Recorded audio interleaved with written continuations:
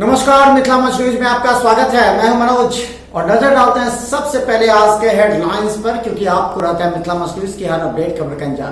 तो नजर डालते हैं आज के हेडलाइंस पर। सड़सठ दिन के बाद पूरे भारतवासी और सुशांत के परिजनों को मिला न्याय। सुप्रीम कोर्ट ने सीबीआई जांच के दिए आदेश।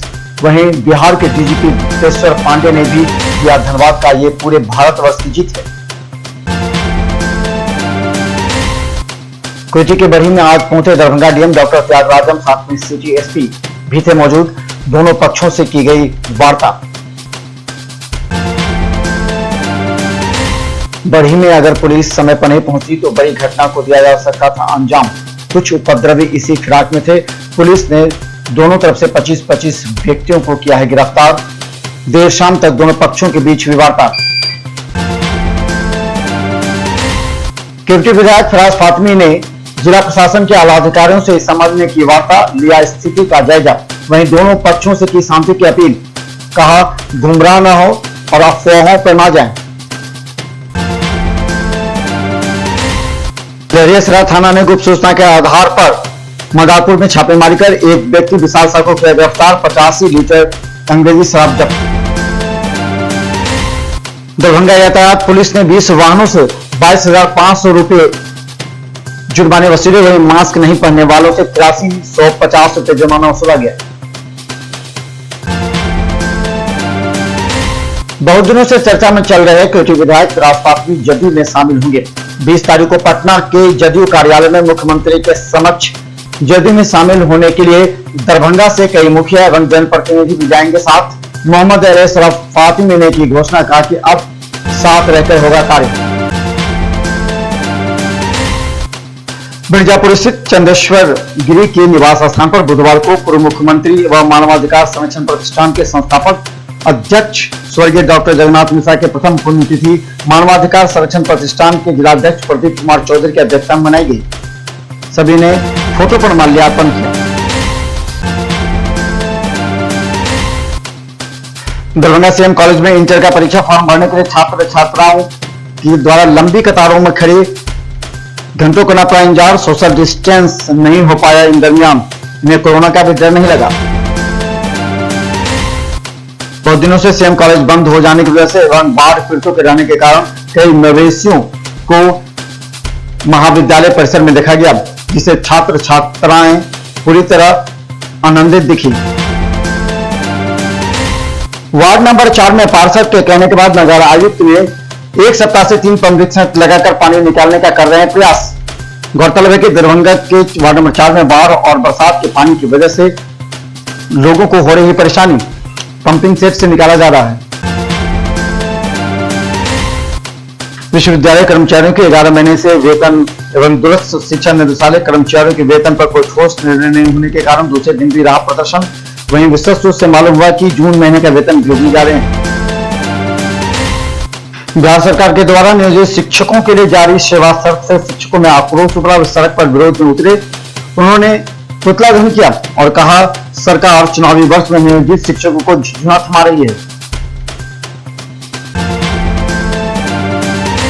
सरकार ने जो यह नई सेवा शर्त दी है, मैं समझता हूं कि यह सेवा शर्त ढाक के 3 पार है और सरकार का यह सेवा शर्त केवल बिहार की जनता को दिखाने के लिए है।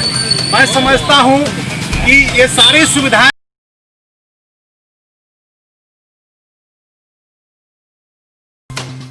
दरभंगा के कोरोना वार्ड में बुधवार को एक और गंभीर मरीज भर्ती। कोरोना वार्ड में अभी 7 मरीज आईसीयू में। बिहार में बढ़ रहे कोरोना के मरीज। आज 1,12,000 से ज्यादा कुल कोरोना मरीज की संख्या।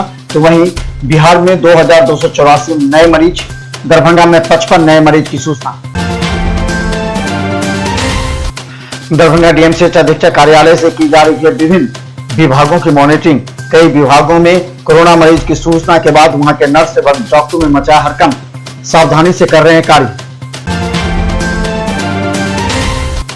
भारतीय जनता पार्टी क्रीड़ा प्रकोष्ठ बिहार प्रदेश के प्रदेश संयोजक सतीश कुमार राजू के द्वारा भारत के पूर्व अंतर्राष्ट्रीय क्रिकेट खिलाड़ी स्वर्गीय चेतन चौहान के असामयिक निधन पर श्रद्धांजलि सभा का आयोजन किया गया एवं उपस्थित लोगों ने उन्हें श्रद्धासुमन अर्पित किए। दरभंगा में कोरोना और बाढ़ के बीच अभी भी कम्युनिटी किचन चल रहा है। प्रत्येक दिन 1 लाख से भी ज्यादा लोगों को कराया जा रहा है भोजन।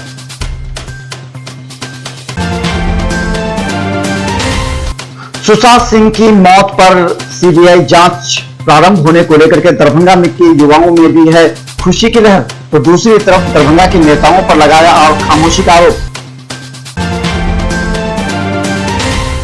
दरभंगा रेडियो स्टेशन पर कई दिनों से असहाय बीमार पड़े व्यक्ति को डीएम को सूचना मिलने के बाद वहां सामाजिक सेवा ग्रुप को कहा गया। सामाजिक सेवा ग्रुप ने उसे पहुंचाया अस्पताल तक, लेकिन अस्पताल प्रशासन का रवैया गलत। मुख्य सचिव ने कहा कि 50% कर्मी ही सरकारी एवं निजी कार्यालय में करेंगे काम। 10 बजे रात से सुबह 5 बजे तक नाइट कर्फ्यू जारी रहेगा। वहीं बसें नहीं चलेंगी, टैक्सी, ऑटो एवं निजी गाड़ियां चले करेंगी। इसके साथ ही उन्होंने कहा कि स्थान प्रतिष्ठानों एवं दुकानों को खुलने के संबंध में जिलाधिकारी एवं बड़े पुलिस अधीक्षक करेंगे निर्णय। जिलाधिकारी ने 34 पीडीएस दुकानदारों के खिलाफ कार्रवाई करने का आदेश दिया। दरभंगा सदर के 17 दुकानों को रद्द करने का दिया आदेश। बहरी के आपूर्ति पदाधिकारी को निलंबन करने की गई अनुशंसा। मुख्य सचिव ने ऑनलाइन की बैठक में कहा कि कोविड-19 के लिए जिला स्तर पर संचालित जिला नियंत्रण कक्ष सभी जिलों में कार्य कर रहा है, इसे और ठीक से जारी रखा जाए। उन्होंने कहा कि टेस्टिंग सेंटर पर पल्स ऑक्सीमीटर रहना आवश्यक है।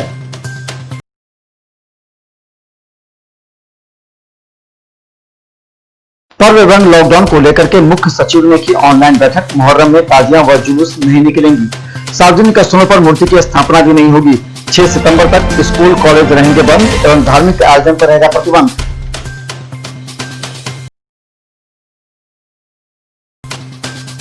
मिथिला मंच न्यूज पर हर अपडेट खबर, अपराध, राजनीति, कोरोना और बाढ़ से जुड़ी हुई अपडेट खबर के लिए देखते रहिए मिथिला मंच न्यूज पर प्रत्येक दिन रात्रि 9 बजे विशेष कार्यक्रम में। अब जाने से पहले आपको बता दें कि मिथिला मंच न्यूज का हर अपडेट खबर यूट्यूब पर रहता है। हम चाहते हैं कि मिथिलांचल की जनता को हर अपडेट खबर सबसे पहले दिखाई जाए, इसलिए आप हमारे यूट्यूब चैनल को सब्सक्राइब करना ना भूलें।